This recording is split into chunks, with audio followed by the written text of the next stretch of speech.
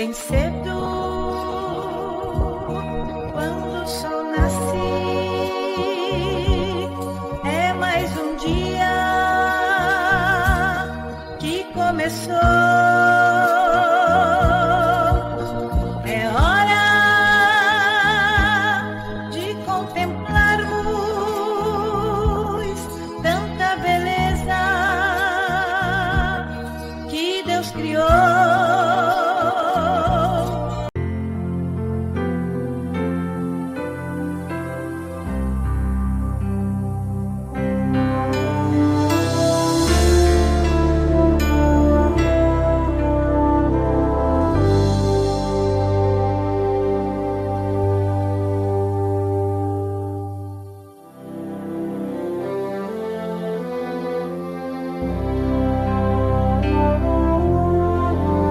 Em fervente oração, vem o teu coração na presença de Deus derramar.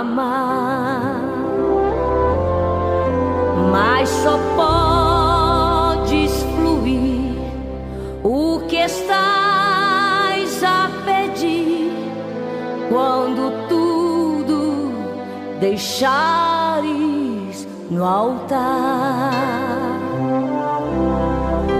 Quando tudo perante o Senhor estiver e todo teu ser Ele controlar,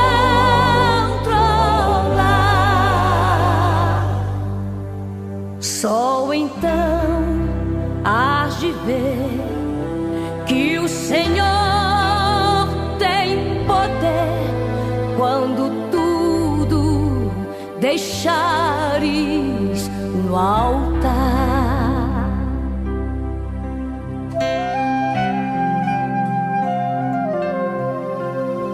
Maravilhas de amor te fará o Senhor, atendendo a oração que aceitar.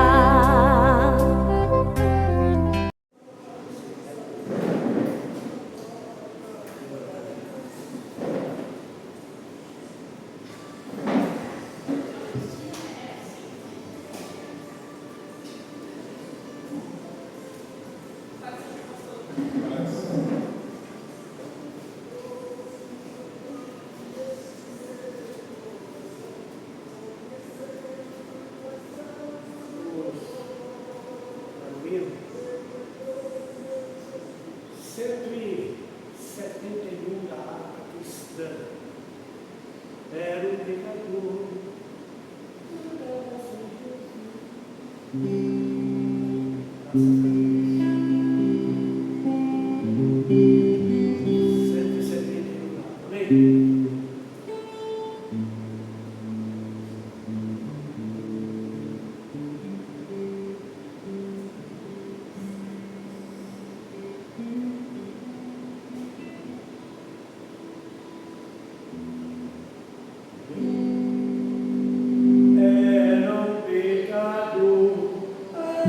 Aleluia.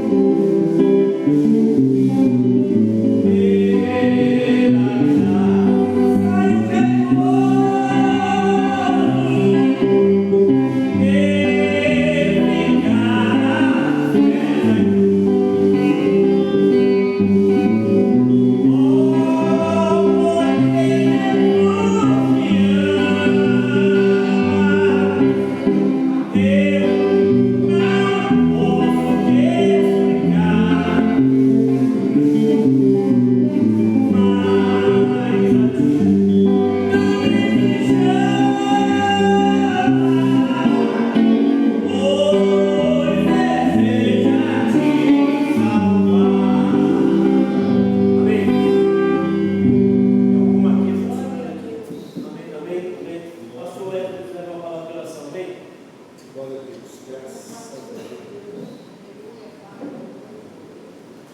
Senhor Deus, nesse momento, em oração, estamos na tua presença, somos gratos por tudo que tens feito e pode fazer, porque tu és um Deus bom, tu nos ouve, tu nos inspira, tu nos guarda, tu nos guia. Pai querido, obrigado, Senhor, porque tu tens cuidado dos detalhes das nossas vidas. Como no louvor que encontro agora, Senhor, declaramos que tu nos ama e não temos, ó Pai, como nem retribuir, mas o que devemos fazer é nos aplicar ao máximo para te oferecer o nosso melhor. Abençoa o que há de acontecer ainda nessa noite, Pai querido, que possamos estar prontos para ouvir a tua voz, atentar para a tua vontade, cumprir o teu propósito, conhecer o teu nome e fazer assim com que aquilo que tu tens como meta para as nossas vidas aconteça. E como o teu servo Paulo uma vez declarou, que possamos assim completar a nossa carreira de forma abençoada. Seja com cada um nessa noite, os presentes, os ausentes, toma nas tuas mãos, mas que todos mantenham temor em seus corações. Fica assim, pois, conosco, te peço obrigado por tudo, eu te agradeço, em nome de Jesus. Amém.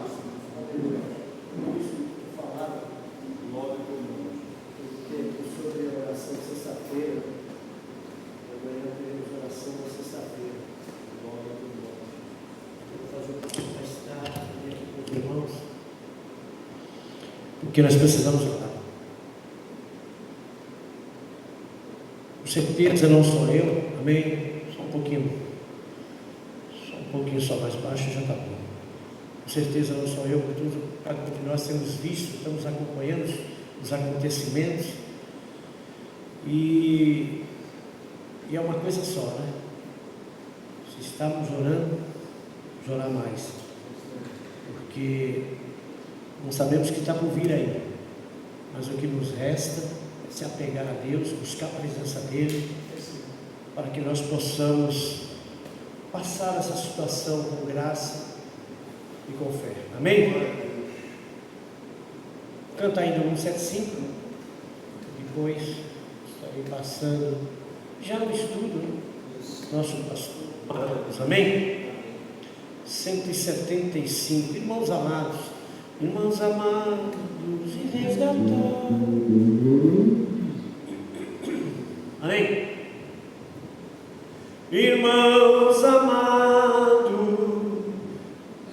não, tirei errado, pastor, me ajuda aí. Irmãos amados,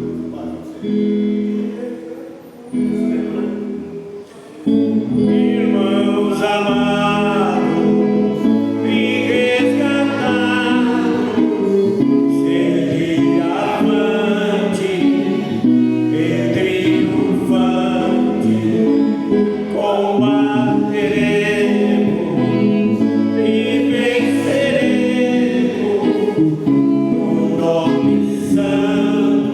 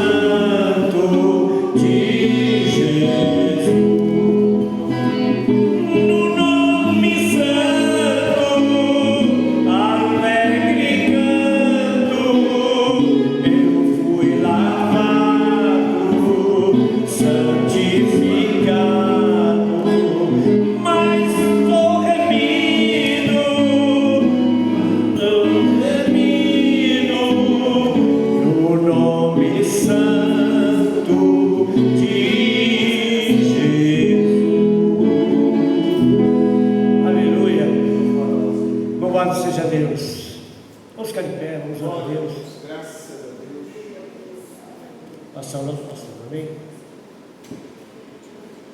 Vamos orar. Senhor nosso Deus, obrigado, Pai, por essa noite. Obrigado por estarmos aqui. Meu Deus, te agradeço de coração, Pai, porque o Senhor até aqui nos sustentou. Estamos aqui nessa quinta-feira, Senhor, participando mais do trabalho, mais desse trabalho de estudo, com o teu servo, teu ungido pastor Marcos, com certeza, já inspirado e tomado pelo Espírito Santo.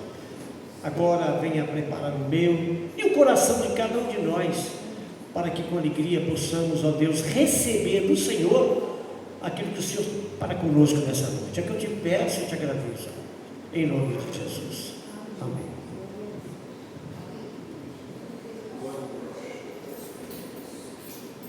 A paz do Senhor Jesus, irmãos. Os irmãos podem assentar. Nós estamos na presença do Senhor. E como é bom, irmãos, quando nós nos juntamos, para louvar o Senhor. Isso é bom, porque nós ouvimos a palavra, nós louvamos ao Senhor, e isso é tudo pelo ato de fé. E é pela fé, irmãos, que daqui a pouco nós não estaremos mais aqui. Que nós possamos,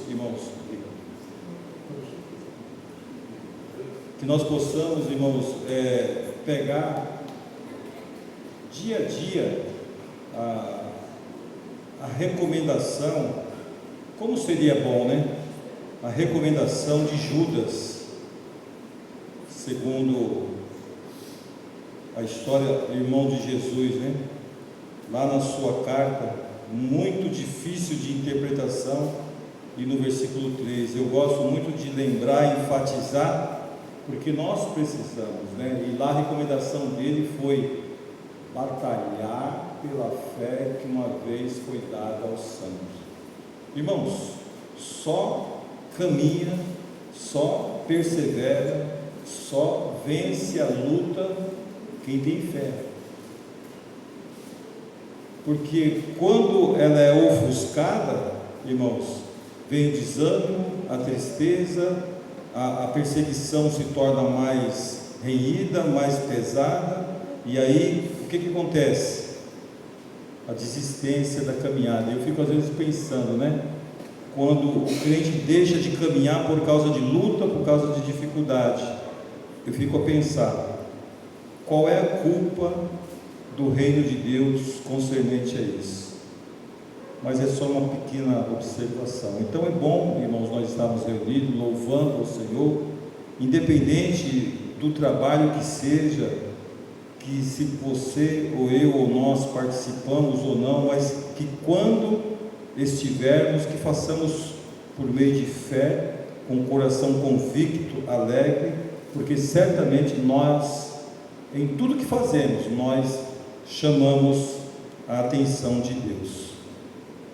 Eu quero meditar com os irmãos, bem verdade, irmãos, eu gosto de estudar, né? E como nós estamos num culto de ensinamento, é fundamental o estudo ele ser bem mais abrangente. E quanto mais conhecimento, irmãos, mais nós ficamos firmes, solidificamos a nossa fé. Isso é fundamental, irmãos. Eu quero meditar com os irmãos de uma forma assim até sucinta, mas é abrangente, porque é o que eu sempre falo para os irmãos, né? Todo e qualquer estudo dentro da palavra, ele nunca vai se esgotar, porque essa palavra, irmãos, misericórdia, é só para quem conhece a Cristo, e a razão dessa palavra ter sobrevivido séculos, para entender o poder que ela tem, o efeito que ela tem, e o que ela promove nas nossas vidas, porque ela é uma escritura mesmo dentro de contextos históricos, ela é totalmente divina e espiritual. O Salmo de número 91, irmãos, é um salmo interessante. Eu quero assim trabalhar ele de uma forma diferente com os irmãos. O Salmo 91, é curioso que, se nós caminharmos aí dentro da casa de católicos e até de crente também, nós vamos ver a Bíblia aberta no Salmo 91. Então é um salmo que é muito conhecido. Tem irmãos no nosso meio que, se deixar, ora o Salmo 91 inteirinho. Eu acho isso muito bonito. Mas nós temos que conhecer o escritor, o fundamento, e quantas riquezas tem aqui, né?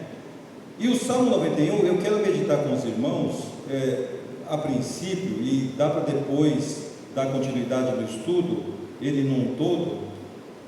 Em primeiro lugar, só o versículo número 4, Salmo 91, 4. Olha que interessante, irmãos, e vai ser a nossa reflexão nessa noite. Diz assim, ó: Ele te cobrirá com as suas penas, e debaixo das suas asas te confiarás. Sua verdade será teu escudo e bloqueio.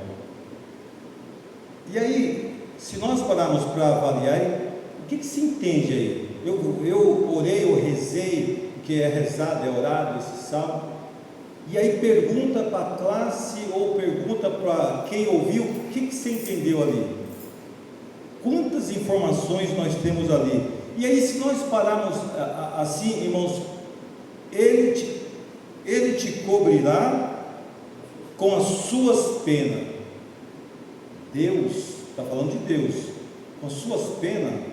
Então quer dizer que Deus, olha que interessante, e aí onde nós vamos avançar. E debaixo das tuas asas, penas, asas, estará seguro. Aqui estará seguro. Ali, as suas asas te confiarás. Estará seguro. A sua verdade é escudo e bloqueio. O que é escudo? O que é bloqueio? E aí, irmãos, eu estava meditando na riqueza dessa palavra. É algo assim fascinante, irmãos, é fascinante. O que nós vamos observar aqui, irmãos? Que esse salmo, mesmo ele sendo lido, conhecido da forma que ele tem muita informação, fala de que nós pouco conhecemos, porque bem verdade irmãos, que nós conhecemos. Eu não vou generalizar, mas nós conhecemos muitas vezes o básico da palavra. Mas antes de nós iniciarmos a reflexão, irmãos, eu queria aqui ler para os irmãos, porque a partir desse momento é que nós entendemos o que está dizendo ali: penas, asa, escudo, bloqueio, que é Ele, o nosso Deus, a verdade. A Bíblia, irmãos, e nós não podemos esquecer disso nunca, ela não é um livro de uma, diríamos, literalidade, você utilizar ela de uma forma totalmente literal, nunca dessa forma, literalmente, não, está escrito, eu acredito, perfeito. Olha que curioso, mas nem tudo que está escrito diz o que está escrito. Olha que interessante, irmãos, e nós vamos chegar lá. Nem tudo que está escrito, no meu entendimento, é para mim interpretar da forma que eu li. Olha que curioso. A Bíblia é um livro fascinante, irmãos. Eu penso que a igreja deveria estudar, ela deveria ter estudos extensivos, não seria de forma alguma enganada. Então, para nós começarmos, a Bíblia ela foi escrita por 3 línguas: o aramaico, o hebraico e o grego. Então isso aí é do pré, na escola bíblica. Desses 3, é onde saem as traduções para nós, inglês, português e todas as línguas, mas ela foi escrita em aramaico, hebraico e grego.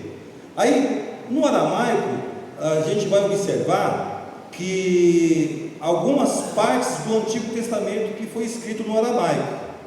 Claro que se nós formos aqui detalhar o que é o aramaico, o hebraico e o grego, nós vamos ficar tempos e tempos, mas nós vamos só passar para nós entendermos como esse livro ele é completo de tantas informações. Então, aramaico, hebraico e grego. O aramaico é algumas partes do Antigo Testamento. Eu quero aqui dar toda uma liberdade para o plenado, principalmente para o pastor Wesley, para interpelar, para falar assim, não mais, porque isso aqui é um culto, mas de ensino. Então, a interpelação, ela para mim sempre foi válida. Por quê? Porque nós estamos crescendo no conhecimento. E quando nós estamos crescendo no conhecimento, a graça vem sobre as nossas vidas. Isso é fundamental. E se tem alguém que ama que a sua igreja cresça no conhecimento, é Deus. O meu povo erra por falta de conhecimento. Então, o estudo é um desejo do coração de Deus para com os seus. Não tenha dúvida disso. Nós negligenciamos a aplicação do estudo, mas nós também temos a liberdade de individualmente buscar conhecer a palavra. No hebraico, a maior parte do Antigo Testamento. No aramaico, aqui é citado aqui algumas partes de Daniel e Esdra. No hebraico, a maior parte do Antigo Testamento. E o Novo Testamento todo no grego. Então percebe que aramaico, hebraico e grego foi onde foi escrita as escrituras.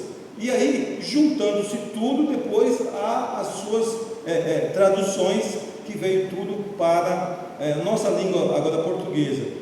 Por que nós temos várias traduções? Os tradutores, eles procuram se aproximar das palavras de uma forma mais fiel possível, a interpretação. E aí é por isso que nós temos algumas traduções, que nem ali, debaixo das suas asas te confiarás. Aqui está debaixo das suas asas, estarás seguro. Percebe que a tradução já mudou, mas o sentido é o mesmo, e assim sucessivo. Então, o Novo Testamento todo, ele foi escrito no grego. A Bíblia, irmãos, no seu todo, ela, de forma inseparável, dentro do seu contexto, ela tem história, cultura e geografia. Então, de onde surgiu a Bíblia, os escritos? Do contexto histórico. Da onde? Do povo hebreu, e depois do povo de Israel, e depois do povo judeu. São três povos distintos: os hebreus, os israelitas e os judeus. São três povos distintos, mas que servem a um único Deus. Também isso aí é assunto de uma outra matéria. Mas aí, o que acontece? Então nasceu as escrituras, o que o Senhor começou a trabalhar com o povo hebreu, depois através de Jacó, o povo de Israel, e depois através da tribo de Judá veio os judeus. Então, um contexto todo histórico e depois cultural, porque tudo que nós vamos ver dentro da palavra, ela vem dentro de uma cultura oriental, asiática. Então, por isso que às vezes há algumas divergências, aquilo, a gente querer às vezes trazer alguma coisa da cultura judaica para dentro da nossa cultura brasileira. Aí nós vamos perceber que tem pregadores que começam a usar as indumentárias do judeu, sabe? Eu não vou precisar as palavras porque não vim dessa forma, mas tem lá o que passa, não me falha, aí tem lá, eles usam. E isso aí é tudo antibíblico, não tem nada a ver com a igreja não precisa nada disso, mas tem que se respeitar, mas não é o que Jesus trouxe para nós, não é? Então, por quê? Porque aqui está tratando de cultura judaica, e geográfico, porque tudo se envolveu ali, é curioso, irmãos, tudo se envolveu ali, à beira do Mediterrâneo, ali à beira do Iraque, tudo nasceu ali. Como que pode, né? Hoje nós enxergarmos o que está acontecendo na Ásia, e foi o palco do nascimento da humanidade.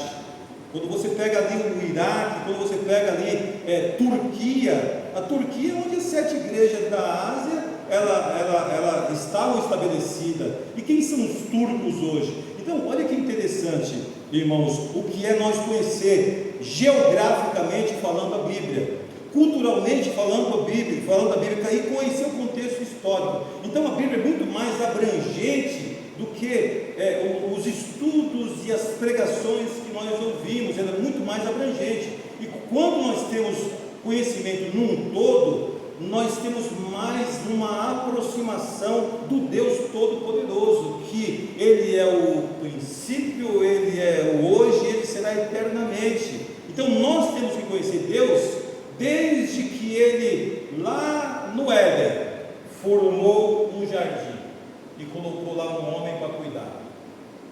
E aí alguém fala o jardim do Éden, não, é o jardim na cidade que era o Éden.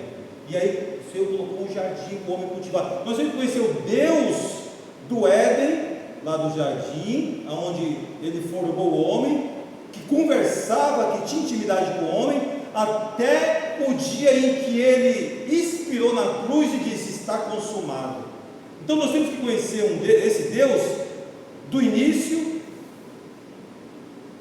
da onde Ele pega e entrega a sua vida em amor à humanidade, e o Deus que daqui a pouco vai se revelar através do arrebatamento, levando a sua igreja, e aí o contexto histórico vai ser abrangente para o mundo inteiro. Olha que interessante, irmãos. Então é algo que nós temos que também nos familiarizar.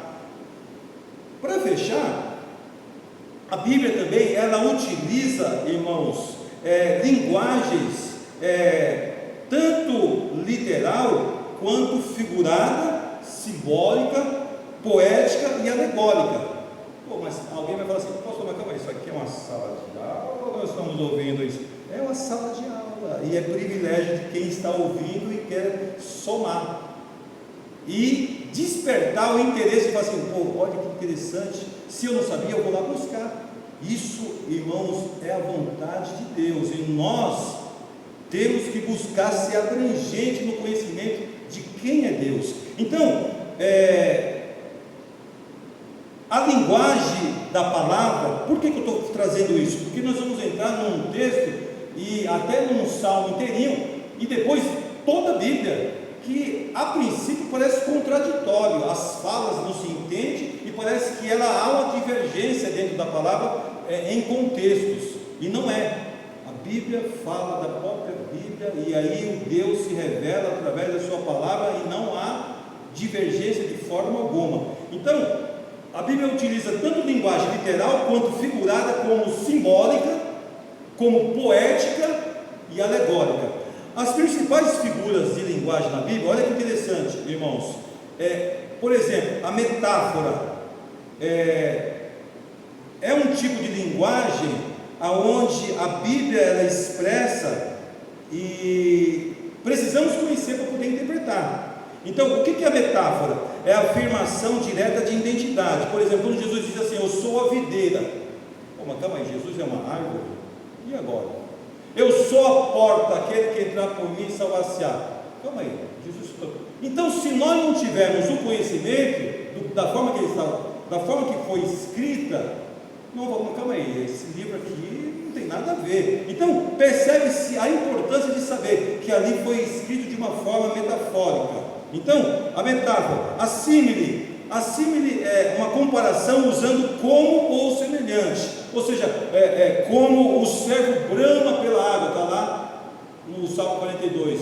Então, a símile, nós vamos encontrar vários textos e contextos de Gênesis e Apocalipse dentro dessas linguagens, e às vezes alguém vai falar assim: ó, eu tirei a palavra aqui, porque alguém tira a palavra, né?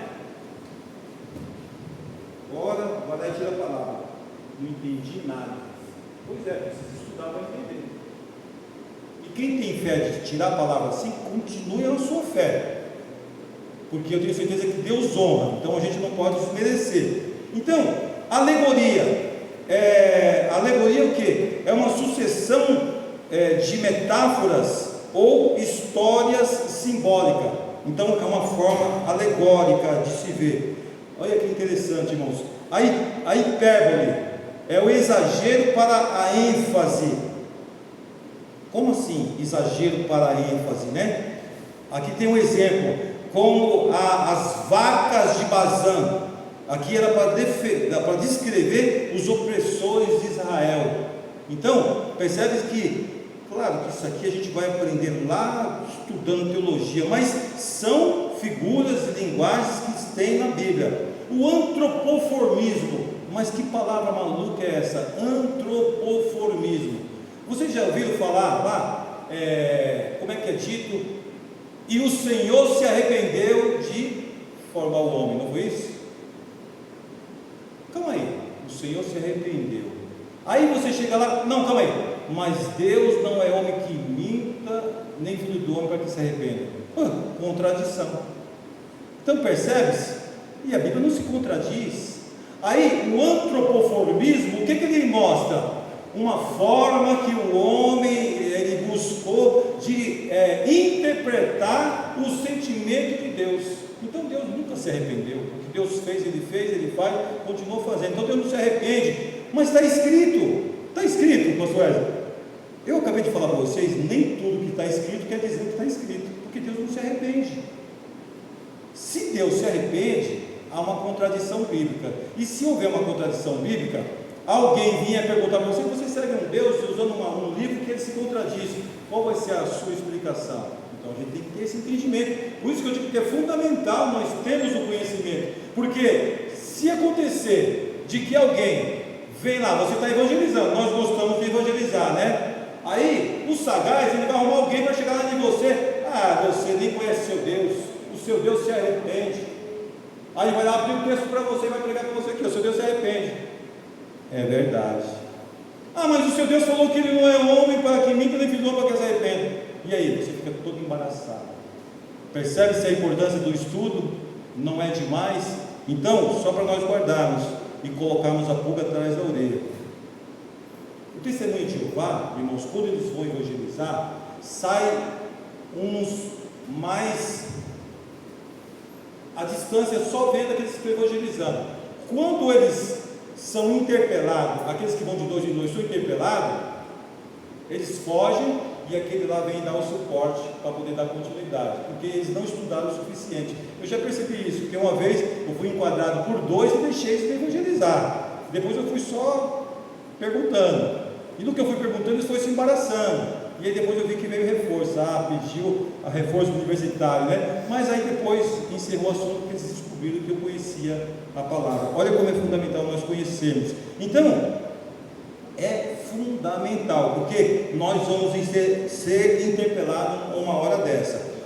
A personificação é outra figura de linguagem, dá característica humana a objeto ou conceito. Ironia, tem escritos na Bíblia de ironia? É o que mais tem. Mas calma aí, a Bíblia é irônica? Não, a figura de linguagem. Vocês lembram lá de Elias? Elias no Monte Carmelo? Calma aí, possivelmente ele sentou, cruzou as pernas. Calma aí, grita, quem sabe não está dormindo e ele vai escutar vocês e responde. Ironia, e tem muitos outros contextos, né? E a parábola, que é uma das mais conhecidas, né? Que é a história narrativa usada para ensinar lições morais e espirituais. Jesus usou muito parábola. Vocês percebem quantas figuras de linguagem, irmãos, nós temos? E aí, por que eu quis trazer isso, irmãos? Para despertar a curiosidade de todos nós.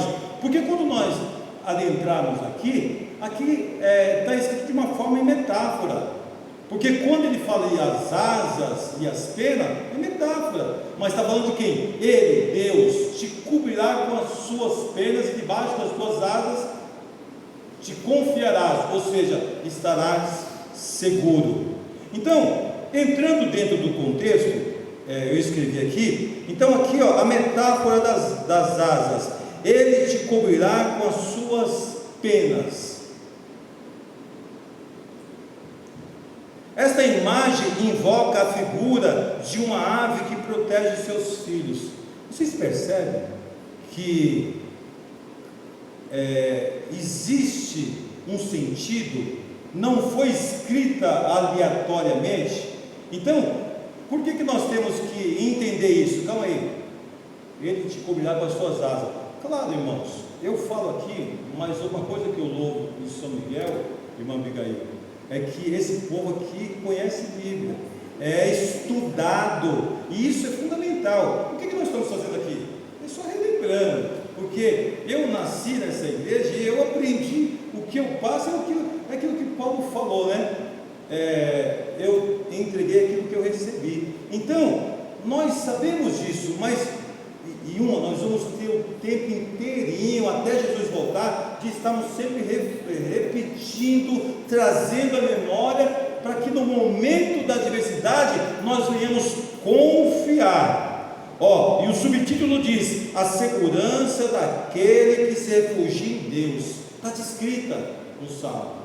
Nós não somos religiosos de deixar a Bíblia aberta no Salmo 91 em casa. Nós temos ele no coração, com o entendimento do seu Criador, e isso é fundamental. Então, o que acontece? Essa imagem invoca a figura de uma ave que protege os seus filhotes.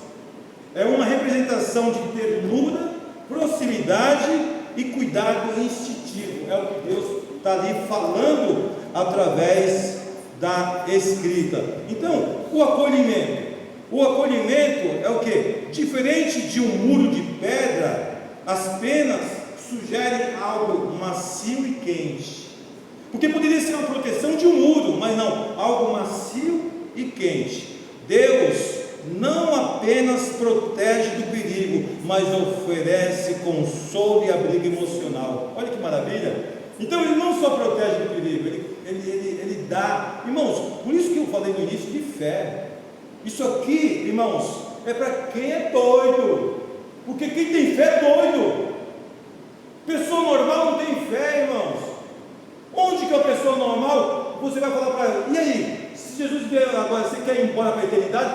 Não, nada, vai com você, eu quero ficar aqui. O incrédulo não sabe o que é isso, e nós sabemos o que é fé. Por isso que nós temos que batalhar pela fé, que uma vez cuidado é o santo, e não perder ela de forma alguma, e saber que nós estamos aqui só esperando o momento do Senhor cumprir com a sua palavra. Então, quando eu falo, irmãos, é o que a Bíblia está dizendo: fé é para quem é doido, e doido por Cristo, porque é uma revelação. Fé, ela abre um leque de revelação de Deus Criador para a criatura. Então, eu sempre digo que nós somos privilegiados de ter essa fé e esse conhecimento. Então, o acolhimento que eu disse aqui, a vulnerabilidade protegida. Então, aqui eu estou falando da asa, né? Assim como um pássaro usa o próprio corpo para proteger o ninho da chuva ou dos predadores, o texto sugere que Deus se coloca entre o fiel e a adversidade. Está lá Deus colocando a proteção entre o fiel e a adversidade, que não é fácil, que muitas das vezes é assoladora.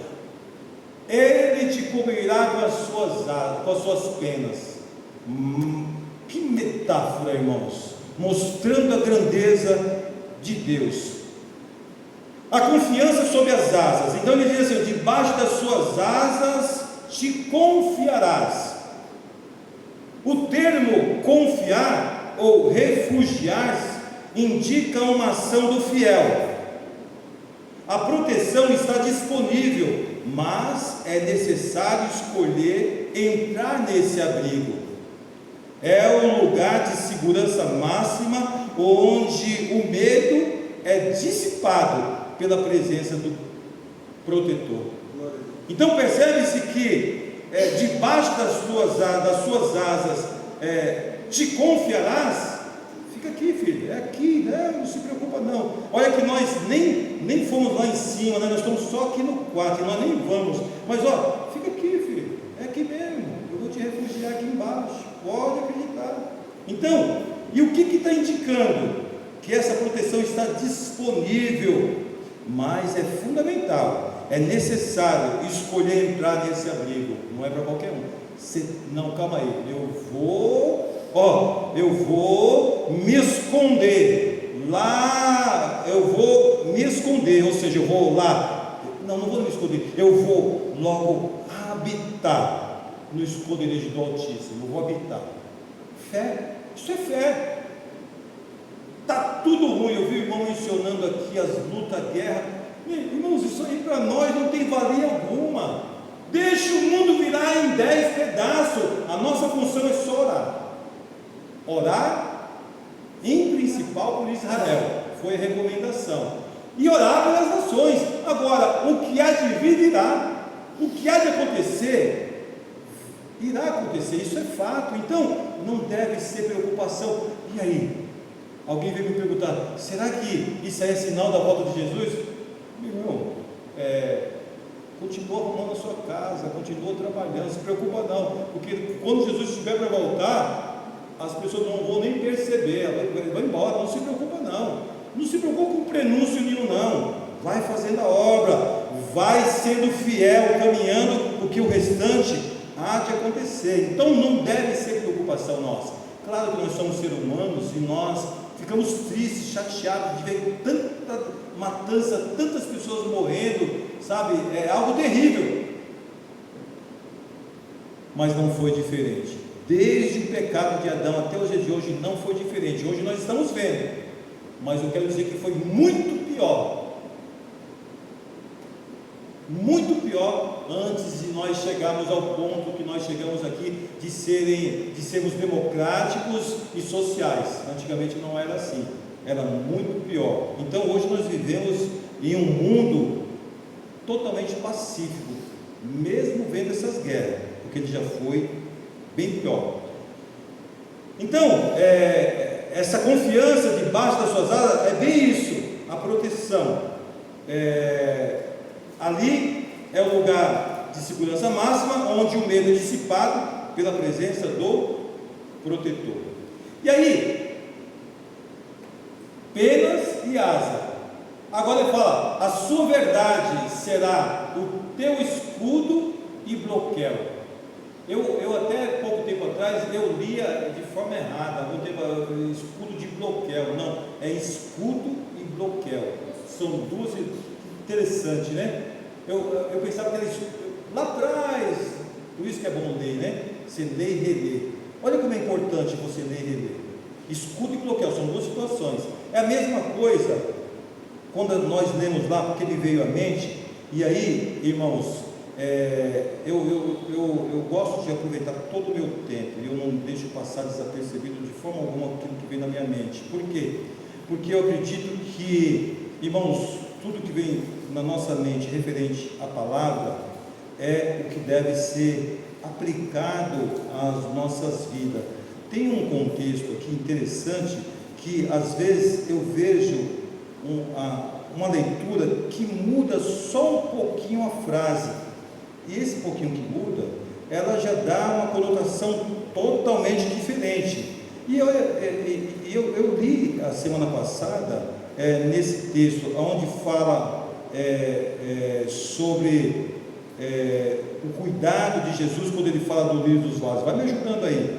Quando ele fala do lírio, quando ele fala dos passos, onde que eu li? Você vê que eu não sou, não tenho aquela mente fértil de falar, está aqui, mas eu sei que está marcado. Se eu não me engano, está escrito bem ali, irmãos. Eu não fujo do texto, nem do contexto não, porque o que é interessante é nós sermos fiéis na leitura, parece que é Mateus, na leitura da palavra. Por quê?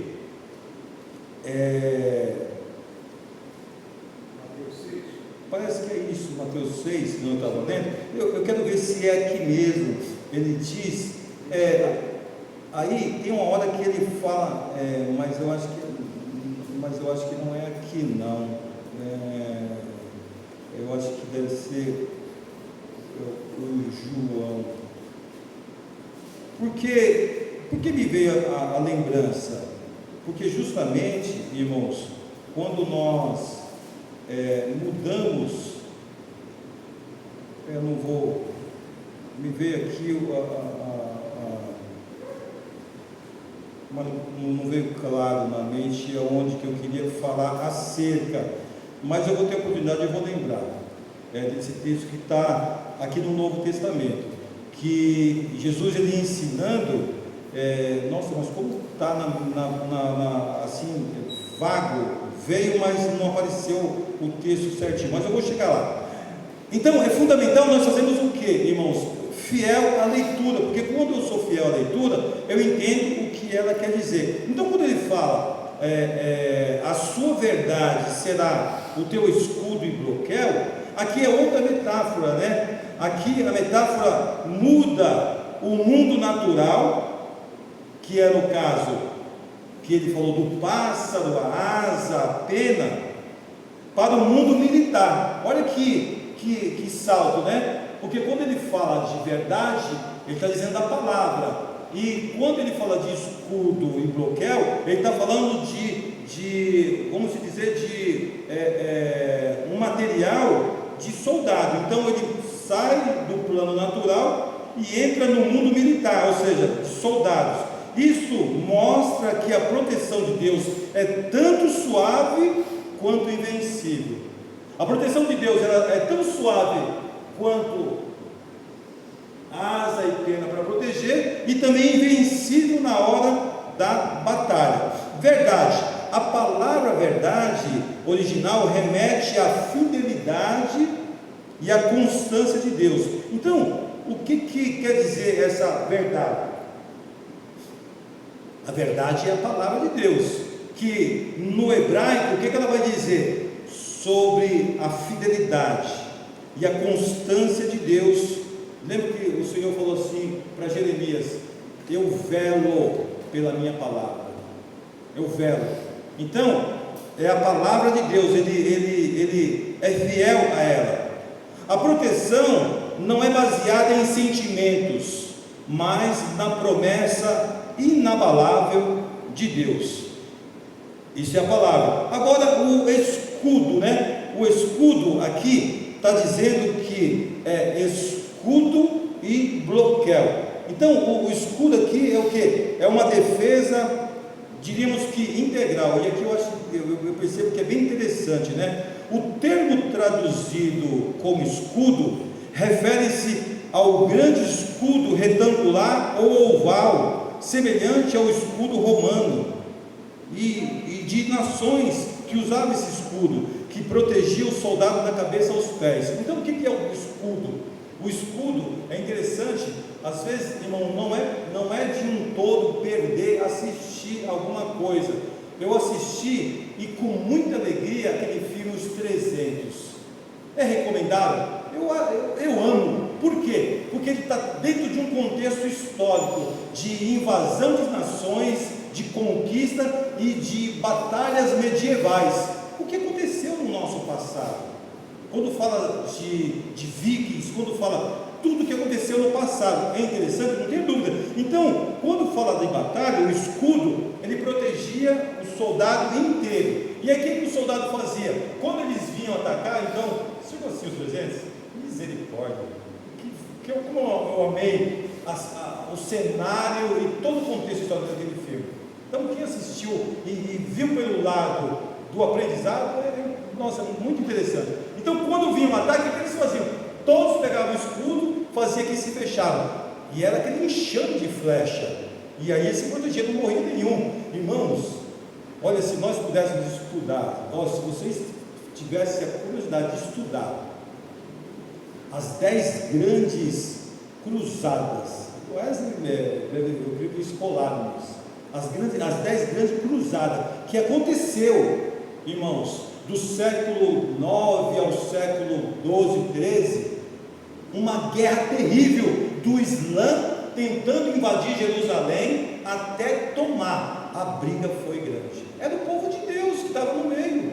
O Islã, filhos de Ismael, e o povo de Jerusalém, que na época era muito os monges, os padres, não era os cristãos hoje protestantes. Então, quer dizer, mas era uma guerra ferrenha. Ali mostra muito contexto histórico, irmãos. Então ele tinha essas grandes guerras. E aí o escudo ele servia para quê? Para esse tipo de proteção. Então o escudo por completo. Aí olha que interessante, a função desse escudo, né?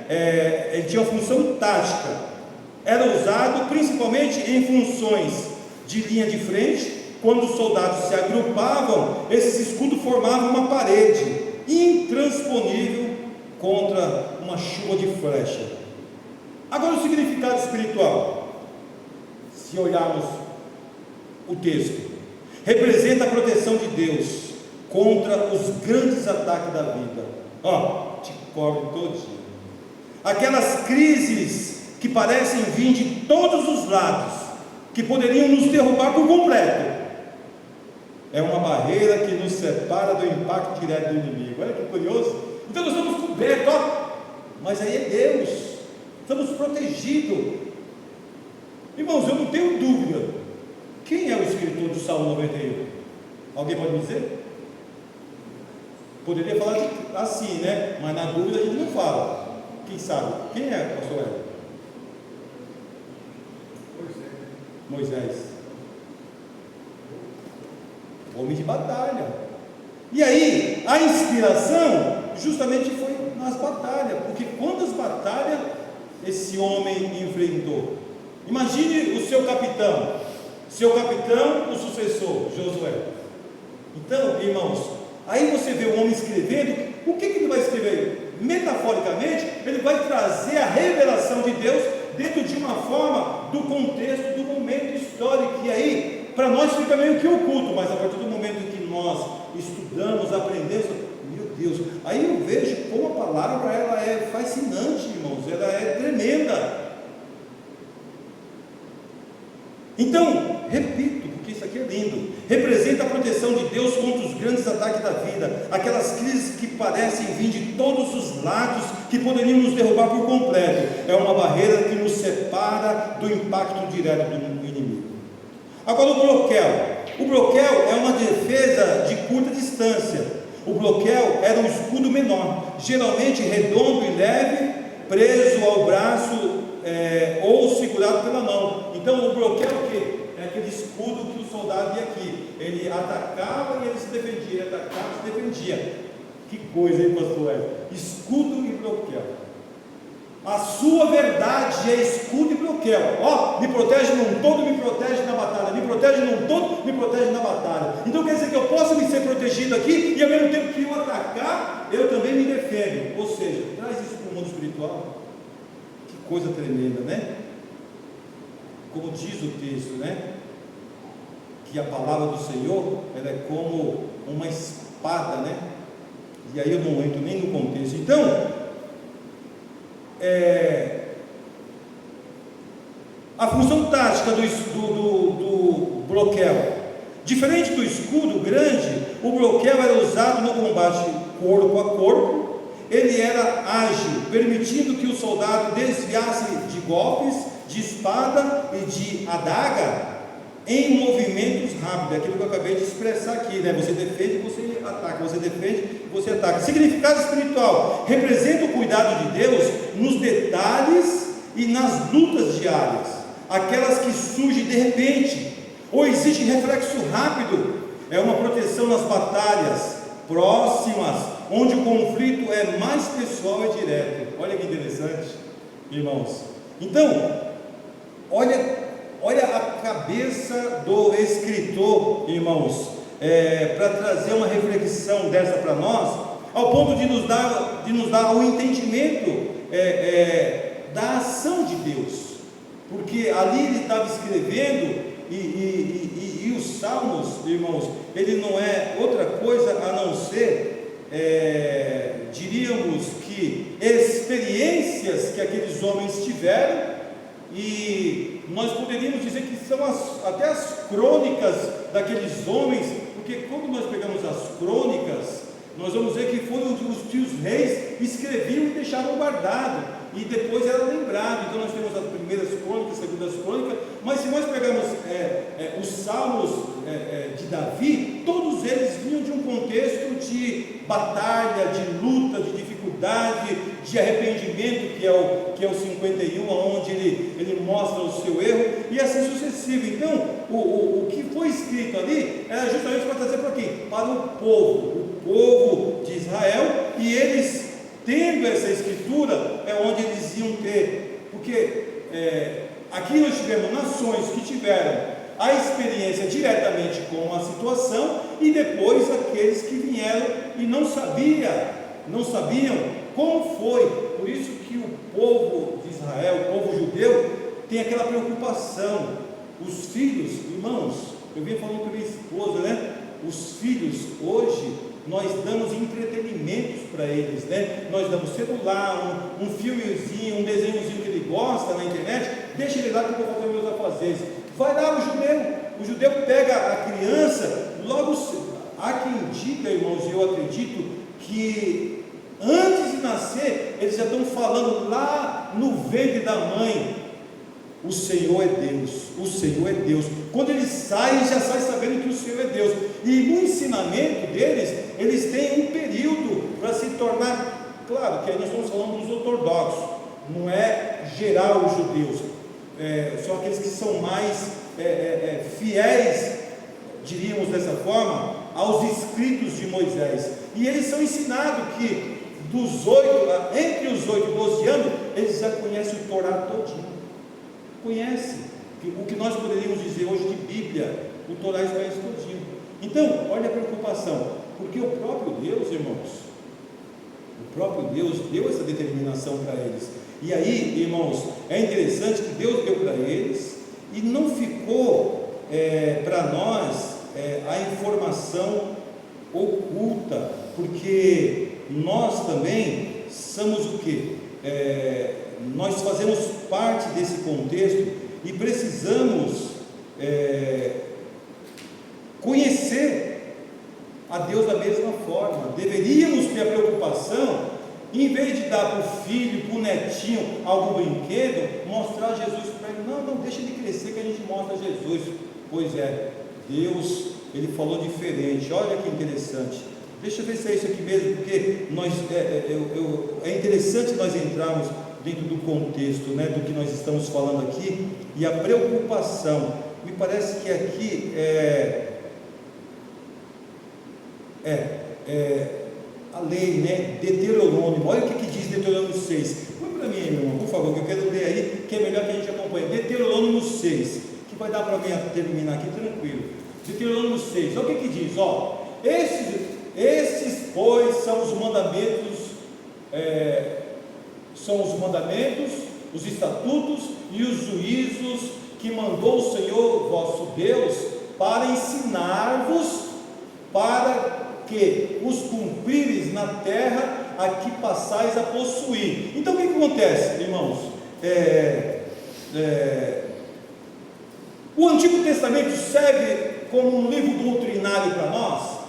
Necessariamente não, mas só que tem muita coisa que nós aprendemos ali, porque eu não posso trazer como doutrina, ensinamento, mas eu posso pegar o texto e o contexto e fazer aplicações, porque o próprio Jesus usou o Antigo Testamento para poder nascer o Novo Testamento nas suas revelações. Tanto os apóstolos eles foram criados da forma que eu estou falando, eles conheciam o Torá, mas mesmo assim eles eram conhecidos como indoutos, porque eles não conheciam num todo. Mas olha que interessante, o que Deus exigiu do povo antes que eles entrassem na terra, porque eles iam entrar numa terra onde tinha vícios, costume. Por quê? Porque eles saíram do Egito, e diz que veio uma febre gigante atrás de pessoas, e certamente ia haver uma mistura. E a preocupação de Deus é que quando eles entrassem na terra, eles não viessem se ater aos costumes da terra. Então olha o que ele determinou. Então mandou o Senhor vosso Deus para ensinar-vos, para que os cumpris na terra a que passais a possuir. O 2, para que temas ao Senhor teu Deus e guardes todos os seus estatutos e mandamentos que eu te ordeno, tu e teu filho, e o filho de teu filho, os netos, hein? Não é só um não, todos os dias da tua vida, que Deus, ou seja, que teus dias sejam prolongados. 3. Ouve, pois, ó Israel, e atenta em os guardares, para que bem te suceda, e muito te multipliques, como te disse o Senhor Deus de teus pais, na terra que emana leite e mel. 4. Ouve, Israel, o Senhor nosso Deus é o único Senhor. Há quem diga que era isso que no ventre já se ouvia criança. O Senhor, o nosso Deus, o Deus de Israel, é o único Senhor. Então a criança, ela já cresceu, vocês vão ver por isso daí, a criança já era incutido isso nela, foi uma ordenança de Deus. Eu faço uma vírgula e digo, o que nós ensinamos para os nossos filhos e o que os nossos netos estão aprendendo. E ali o Senhor falou, os filhos e os filhos dos nossos filhos. Os 5. Amarás, pois, o Senhor teu Deus de todo o teu coração, de toda a tua alma e de todas as tuas forças. Os 6. E estas palavras que hoje te ordeno estarão no teu coração. Essas palavras que hoje te ordeno estarão no teu coração. Tem que ficar firmado lá. E olha que interessante agora.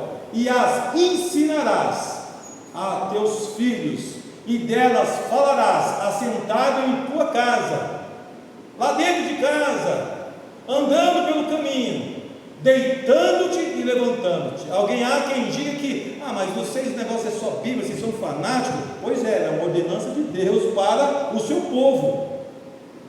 Ordenou os pais a passar para os filhos. Repito, e as ensinarás aos teus filhos, e delas falarás assentado em tua casa, e andando pelo caminho, e deitando-te e levantando. O 8.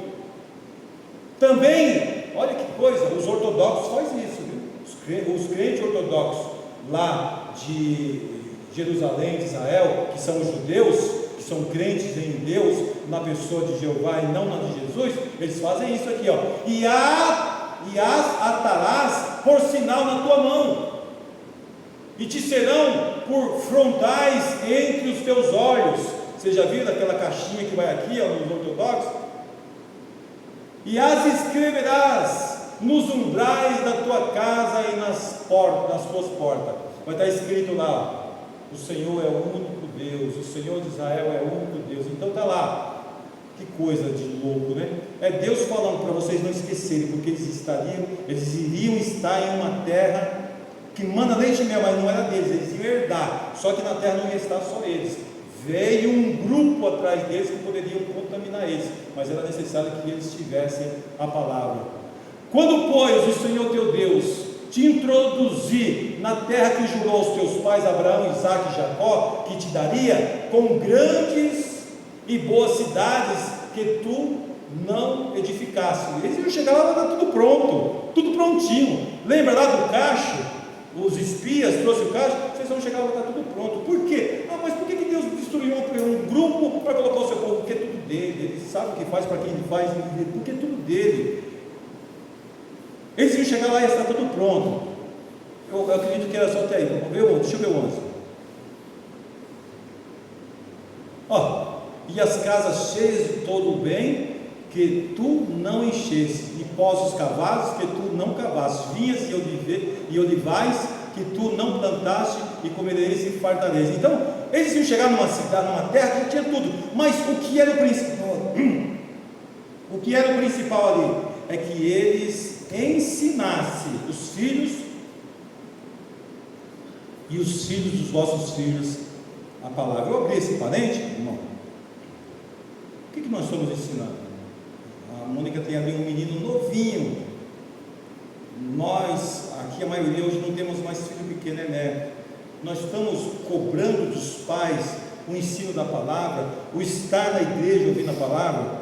Foi uma determinação do Senhor para com o seu povo, e nós somos o povo de Deus hoje aqui também, né? Então é bom nós lembrarmos disso e guardarmos, porque foi uma exigência de Deus, e não deixará de ser para com a sua igreja, porque se nós tivermos o mesmo zelo de observar a palavra ao qual Deus deu para o seu povo, nós também guardarmos aqui, não tenha dúvida que nós também usufruiremos das suas promessas, né? Então, fechando aqui o broquel, e nós falamos aqui da função tática, que é diferente, e o significado também espiritual. Então percebe que lá no Salmos 91:4, onde nós estamos trabalhando, então percebe-se que tinha toda uma informação do escritor naquilo que ele recebeu de Deus e transcreveu ou escreveu de uma forma com entendimento para quem ali era ou seria ouvinte dessa palavra, que para nós às vezes só vem de uma forma mais clara quando nós nos debruçamos para entender o que foi escrito. Então, ele te cobrirá com as tuas penas e debaixo das tuas asas te confiarás, ou seja, estarás seguro. A sua verdade é escudo e broquel.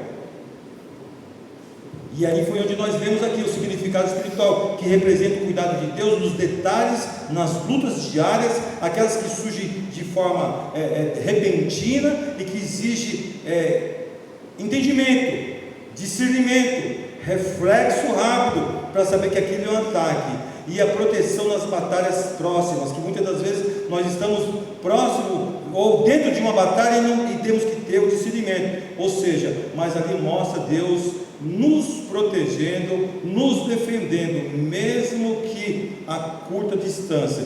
Agora eu queria, irmãos, dentro dessa forma metafórica que nós estamos vendo aí, em muitas coisas, olha as comparações. Abre para mim, por favor, Mônica, Êxodo 19:4. Então, aqui nós vamos ver algumas principais conexões bíblicas referente à metáfora da asa, por exemplo. Calma aí.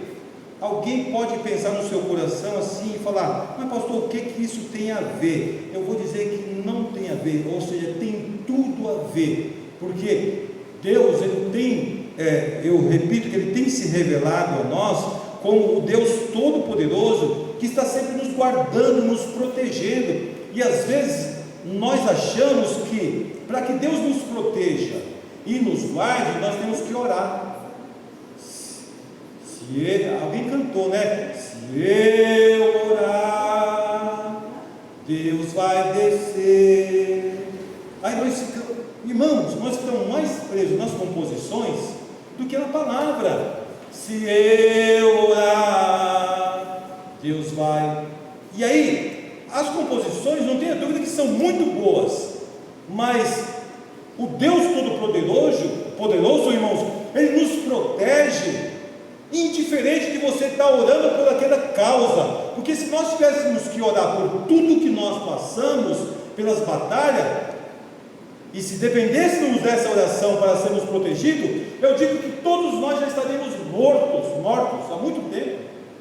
Então, o que diz a Bíblia? O salmista: o anjo do Senhor acampa, ao redor de quem? De qualquer um que vai na igreja no domingo ou no sábado, ou que jejua e ora, acampa ao redor daquele que o teme.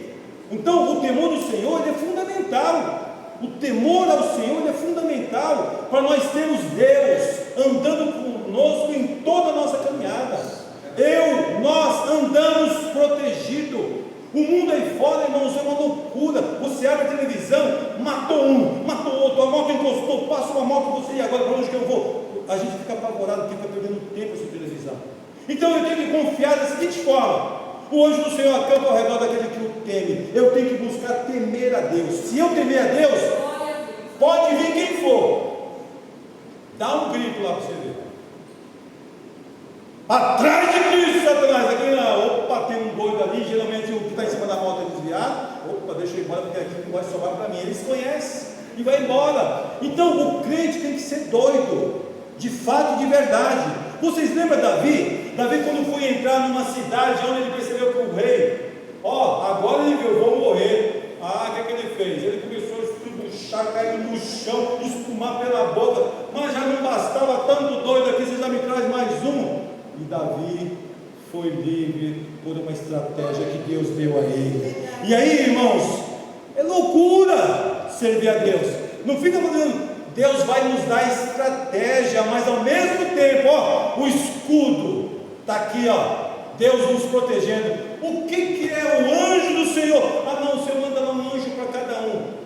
Se preocupa com o que está acontecendo. Não, tem um anjo aqui do meu lado, ele está me guardando. Porque a Bíblia falou, necessariamente, irmãos, o que nós temos? Deus nos protegendo. Porque quando, aí nós vamos aprofundar, o anjo do... Quem é o anjo do Senhor, hein, irmã Abigail?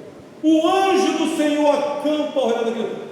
O anjo do Senhor, irmãos, falando de uma forma, me ajuda na palavra? O anjo do Senhor, falando da forma teológica aqui, na teofania, é isso?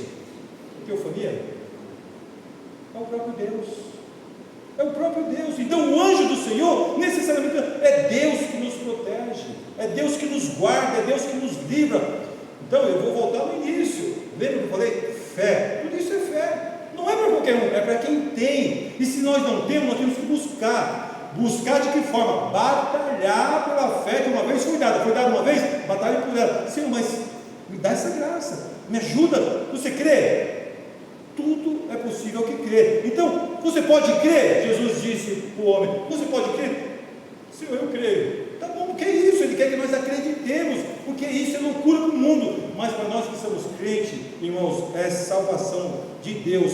Então, de uma forma metafórica, que a gente observa aqui, a proteção de Deus, olha o que diz agora, a gente vê, por exemplo, as asas, o uso das figuras de ave para descrever o cuidado de Deus, aparece em momentos cruciais no contexto histórico bíblico. Olha que interessante, 19:4 de Êxodo, também, vos tendes visto o que fiz aos egípcios, ou seja, vós tendes visto, ele diz assim, vocês têm visto o que eu fiz aos egípcios, como vos levei sobre asas, ou seja, sobre asas de águia, e vos trouxe a mim. Olha a metáfora aparecendo aí, né? Então, vocês viram o que fiz ao Egito, como os carreguei sobre asas de águia e os trouxe junto de mim.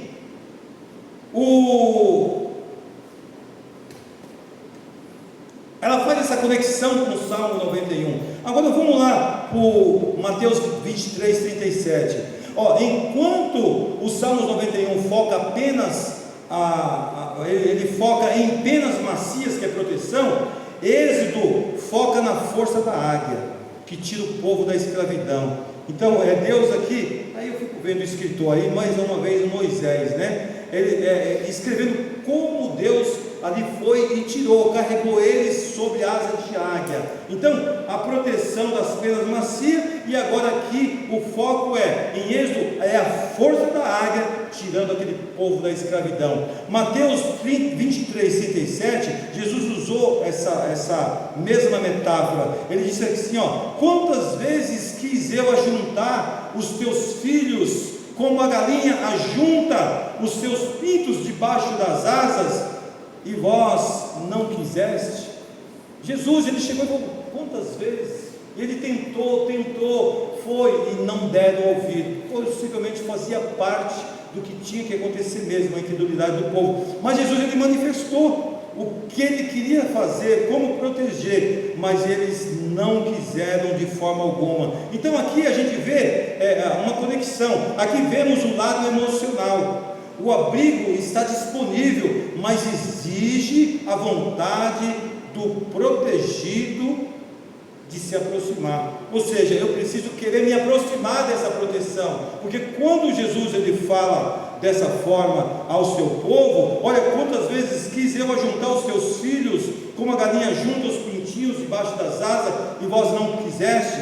Ou seja, aquele que precisa dessa proteção, ele precisa querer, acreditar. Então nós temos que acreditar que estamos debaixo da proteção de Deus, mesmo em tempos de dificuldade como nós estamos vivendo hoje. Hoje nós vivemos em lutas, guerras, e aí mundial, como nós estamos vendo, ferrenha, e vivemos uma guerra espiritual hoje também, que se encontra dentro do nosso lar, muitas das vezes, com a nossa vizinhança, dentro da igreja. Existem guerras espirituais que nós não enxergamos, e nós temos que ter, nesse caso do espiritual, o discernimento, porque tendo discernimento, nós vamos fazer o quê? Nós vamos sempre ser moderadores e apaziguadores. A igreja, irmãos, ela tinha que ter uma única função: moderação e apaziguar. Não, calma aí, senta aqui, vamos resolver. Porque se ela foge dessas características, não é igreja como deveria ser. Existe mais uma ação carnal do que uma ação espiritual, e isso é perigoso. Não pode partir de mim, pastor Wesley, nem pode partir de você de forma alguma, não pode partir de nenhum de nós. Nós temos que ser moderadores, nós temos que ser aqueles que apaziguamos toda e qualquer situação. Se você pegar o livro de Ruth também, o capítulo 2 e o 12, o que acontece? Ali a situação de Boaz, ele diz assim, capítulo 2, 12 de Ruth: que o Senhor lhe retribua, você que veio buscar refúgio debaixo das asas do Senhor. Olha que interessante, né? A conexão, né? O Senhor retribua o teu feito, e te seja concedido pleno galardão da parte do Senhor Deus de Israel, sob cujas asas te fizeste abrigar. Olha que interessante. A conexão mostra que o refúgio é para o estrangeiro e o necessitado, que é o caso de Ruth, né? Reforçando a ideia do acolhimento, né? Então, percebe-se que nós colocamos um ou outro versículo, mas a Bíblia num todo mostra a ação de Deus, sempre guardando o seu povo, sempre protegendo o seu povo, sempre livrando o seu povo, porque é isso, irmãos. Nós estamos aqui hoje, nessa noite, por conta do livramento de Deus. Eu tenho certeza que Deus tem nos livrado todos os dias, como diz aqui, do laço do passarinheiro, está aqui no Salmo 91. Eu tenho certeza que Deus nos livra todos os dias, porque nós habitamos em um mundo que está adormecido. A Bíblia diz assim: o mundo está em berço esplêndido, está adormecido no maligno. E se nós pararmos para observar, irmãos, é isso que acontece hoje. Está totalmente com as vendas nos olhos, referente ao que diz respeito a Deus, né? Para a gente caminhar para o encerramento, irmãos, dentro do meu tempo, a metáfora é militar: segurança e verdade. O capítulo 6 de Efésios 16, aí nós vamos ver lá a descrição que o apóstolo Paulo ele trouxe para aquela igreja. Diz assim: a verdade como escudo antecipa conceitos que seriam detalhados no Novo Testamento, especificamente nas guerras espirituais. Efésios 6,16, o que diz? Tomando sobretudo o escudo da fé. Lembra do escudo? O escudo da fé, proteção total, com o qual podereis apagar todos os dardos inflamados do maligno. Existe ou não existe uma guerra espiritual terrível? Não tem o desenho lá que quase todos nós assistimos, o desenho lá, o desenho inocente, Tom e Jerry e outros, um diabinho jogando as flechas, flecha, e um anjinho lá tentando acalmar. Se pararmos para observar, existe um ocultismo ali, existe ali, irmãos, uma mensagem subliminar, que nós muitas das vezes não sabemos, e traz guerra dentro dos lares. O que tem de desenhos com mensagem subliminar que vai na mente da criança, do adulto, e eles ficam fascinados, nós não fazemos ideia, e nós somos presa fácil, infelizmente, porque nós não temos o conhecimento, só quando nos é revelado. Então, tomando sobretudo o escudo da fé, a proteção total, o qual podereis apagar todos os dardos inflamados do maligno. Então imagina como nós somos bombardeados todos os dias, Uma vez eu ouvi uma irmã trazendo uma informação, aí uma revelação para alguém, e ela falava assim para alguém, uma irmã aqui da igreja, ela falou assim para o irmão: lá no seu lar existe uma luta terrível, e Deus mostrou para ela. Ela falou assim: você, o homem, porque está buscando e está nos pés do Senhor, e a sua esposa está em casa, eu vi assim, como que vinha vários dardos em você, só que fazia assim, batia em você de lado, batia em você de lado, e pegava na sua esposa. Eu ouvi essa revelação de uma irmã aqui para alguém. É Bíblia, não tem como dizer que não é Bíblia, porque é os ataques do inimigo, mas o escudo da fé naquele que está buscando. Porque o que é o escudo da fé, irmãos? É a fé que nós falamos no início, batalhar pela fé que uma vez foi dada ao santo. Você vai ser bombardeado, não tenha dúvida, mas bate lá. Aí de quem está do seu lado. Bom, que se estivesse do lado só dos inimigos, que batia, já matava um, matava outro, e ia derrubando todo mundo. Mas não, muitas das vezes esse dardo inflamado vem num ambiente onde nós estamos, família, igreja, pessoas que nós gostamos, e aí é terrível. Mas percebe, irmãos, o encontro, a conexão da metáfora militar. A conexão de Salmos 91:4 fala da fidelidade de Deus como escudo. Efésios fala da nossa fé como escudo. São as duas faces da mesma moeda. A proteção de Deus é a base, e a nossa confiança nela é o que empunhamos na batalha. Então, a confiança de Deus é fundamental, porque são duas situações, são duas facetas, né? Então, a proteção de Deus é a base, e a nossa fé, a nossa confiança nele, ou seja, faz com que nós entremos nessa batalha, e com certeza nós cantamos a vitória. Para encerrar, o Salmo 18:30 diz assim: o caminho de Deus é perfeito, a palavra do Senhor é provada, é um escudo para todos os que nele confiam. Vocês percebem, irmãos, aquilo que eu falei de início? A Bíblia está cheia de metáfora. Aí, nós entendemos isso? Não tenha dúvida, porque nós já estudamos muito isso.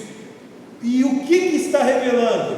A proteção de Deus. O caminho de Deus é perfeito, a palavra do Senhor é provada, é um escudo para todos os que nele confiam. Então, quando eu repito a palavra do salmista, os que confiam no Senhor serão como um monte Sião que não se abala, mas permanece para sempre. Confiança, certeza, fé, porque aí o Senhor, ele vai vir como um escudo, uma proteção para aquele que nele confia. Conclusão: esse versículo que nós meditamos de Salmos 91:4 é uma transição perfeita. Ela começa com a intimidade, ou seja, as penas e as asas, e termina com a legalidade, a verdade e as armas.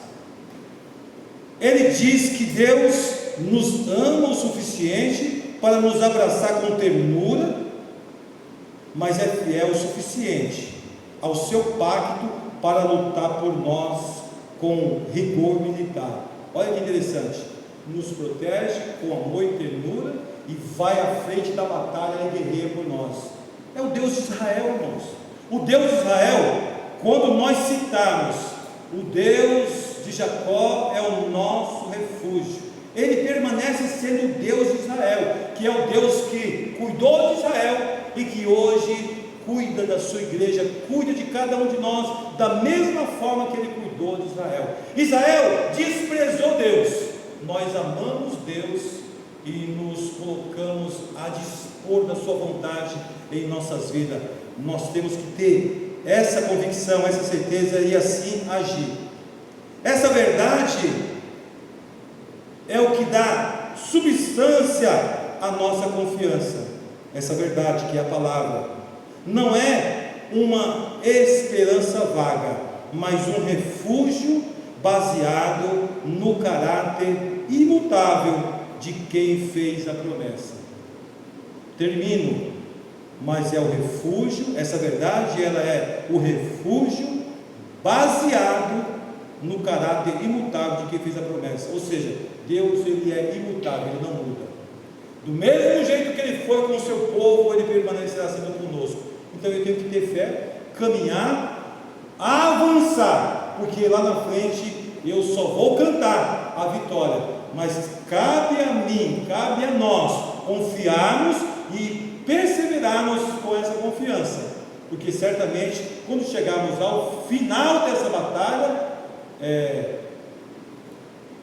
depois da batalha me coroará, Deus me coroará, Deus me coroará, depois da batalha me coroará. Ninguém completou, está vendo? Vocês não estão muito comigo, se tivesse completado, é isso aí. E é bem isso, irmãos, depois da batalha vai haver a premiação, vai haver o galardão de Deus. Então, a nossa luta não é em vão, a nossa rejeição das nossas vontades não são em vão, porque Deus vai recompensar a todos. Quando nós deixamos e ignoramos o pecado, não deixamos ele tomar conta de nós, o Senhor está vendo. Vai nessa sua fé, que eu sou contigo, e depois da batalha vem a premiação. Deus abençoe os irmãos em nome de Jesus, e no próximo quinta-feira, se Deus permitir, nós vamos dar continuidade em texto e contexto desse mesmo salmo. Falamos só de um versículo, tem muitos outros aqui. Deus abençoe todos em nome de Jesus. Amém, aleluia, muita bênção. Só estava lembrando, depois que o pastor falou com respeito a Deuteronômio 6, a maneira, como Deus impôs, literalmente, para se ensinar a criança. Algumas pessoas falam intimar o teu filho. A gente é tão cauteloso com a criança, com tanta coisa. Uma vez eu vi uma mãe, quando foi oferecida a criança dela, o filho dela, já na adolescência, pré-adolescência, a oportunidade de batizar, ela falou: não, ainda não está na hora, ele tem que parar, pensar muito bem, porque isso é um passo muito importante. Aí eu observei e falei: olha como é que a gente é, né? A gente quer ser muito cauteloso na hora da criança abraçar a fé em Cristo, mas deixa ele à vontade para ser enganado e engodado pelo inferno. O diabo não fica esperando você decidir se vai liberar ou não acesso a ele, como foi falado aqui. Ele vai atacando o tempo todo, o dia todo, o seu filho, bombardeado. Mas aí quando Deus quer entrar e fazer morada, a gente fica: não, ainda não pode.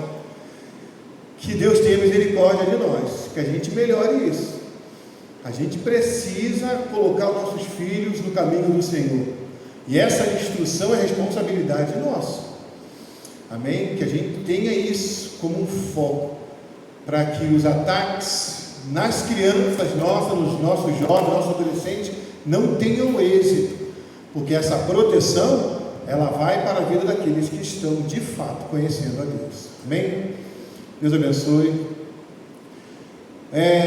Domingo nós iniciamos o culto às 4 horas, não é isso? Com escola bíblica, depois tem assembleia, tem reunião com as irmãs, não é isso também? Acho que é isso, estava programado. E na noite o culto de missões. Só uma referência com respeito ao culto de missões.